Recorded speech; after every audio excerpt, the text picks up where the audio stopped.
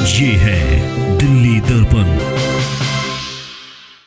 पिछले कुछ हफ्तों से विपक्ष की पार्टियां बार बार ये मुद्दा उठा रही हैं कि दिल्ली जल बोर्ड में फाइनेंशियल इरेगुलरिटीज हुई हैं, कि दिल्ली जल बोर्ड में भ्रष्टाचार हुआ है।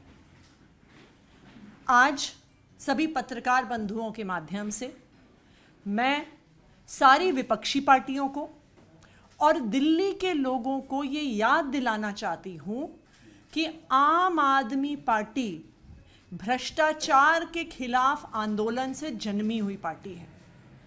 आम आदमी पार्टी इकलौती ऐसी पार्टी है जिसका करप्शन के प्रति, भ्रष्टाचार के प्रति जीरो टॉलरेंस है।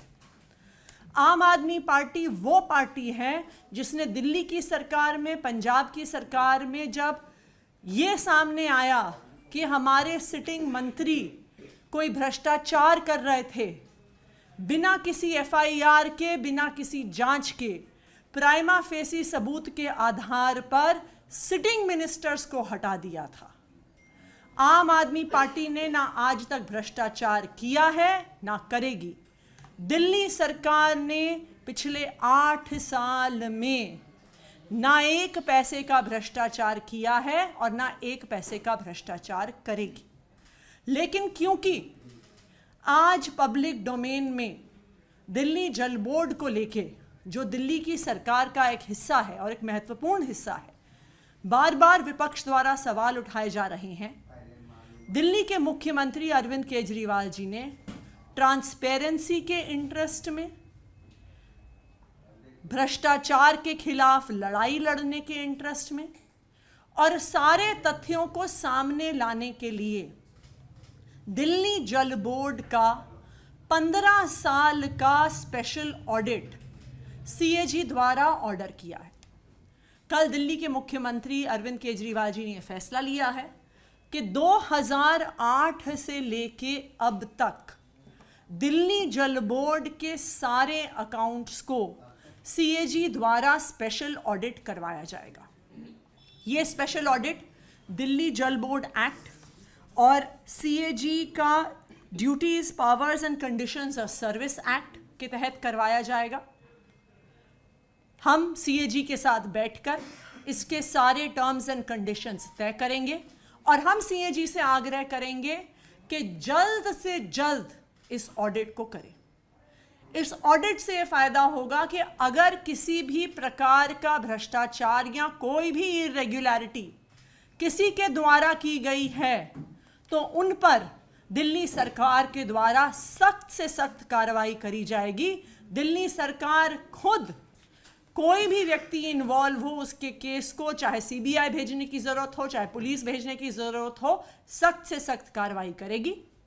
और अगर कोई भ्रष्टाचार सामने नहीं आता है सीएजी के ऑडिट में तो ये भी जवाब दिल्ली की जनता के सामने आ जाएगा।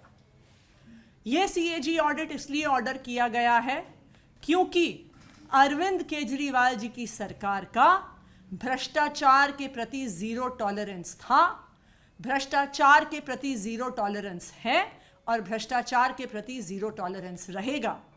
कोई भी आरोप कितना निराधार भी हो, वहां पर भी ट्रांसपेरेंसी के इंटरेस्ट में हम ये सीएजी का ऑडिट करवा रहे हैं। 15 साल का ऑडिट करवा रहे हैं और सीएजी से आग्रह करेंगे कि इसको जल्द से जल्द इसकी पूरी कार्रवाई करें। Thank you. अभी जो फंड को लेकर जो मामले चल रहे थे, आप लोगों ने जो आरोप लगाया कि फंड रिलीज किए जा रहे हैं, उधर से एक तरह से ये बताया गया कि यूटिलाइजेशन का आप सर्टिफिकेट दीजिए या सबूत दीजिए, क्या उन मामलों को भी इसमें शामिल किया जाएगा कि फंड का कहाँ पे कितना? देखिए, जो फंड का मामला है, ये सब परिस्थितियां जीएनसीटीडी अमेंडमेंट एक्ट आने के बाद शुरू हुई हैं। जीएनसीटीडी अमेंडमेंट एक्ट आने के बाद अफसरों के ऊपर सारी ताकत, अफसरों को सस्पेंड करने की ताकत, अफसरों पर डिसिप्लिनरी एक्शन लेने की सारी ताकत को एलजी साहब को दे दिया गया है। और जब से जीएनसीटीडी एक्ट आया है, दिल्ली सरकार के अफसरों ने चुनी हुई सरकार के मंत्रियों के आदेश मानने से मना कर दिया है। जो आज दिल्ली जल बोर्ड में हो रहा है, ये उसका ही एक उदाहरण है कि किस तरह से फाइनेंस डिपार्टमेंट ने दिल्ली जल बोर्ड के पैसों को रोका हुआ है।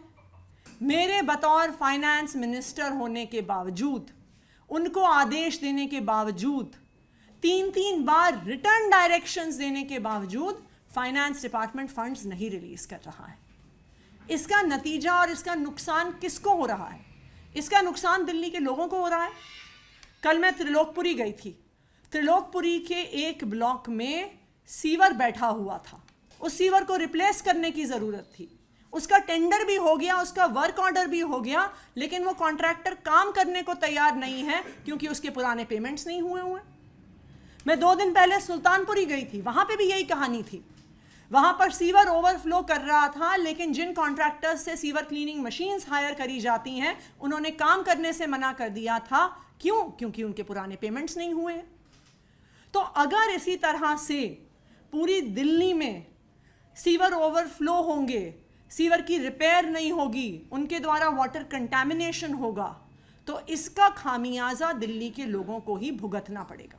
इस मुद्दे को हमने कई बार एलजी साहब के पास भी उठाया है।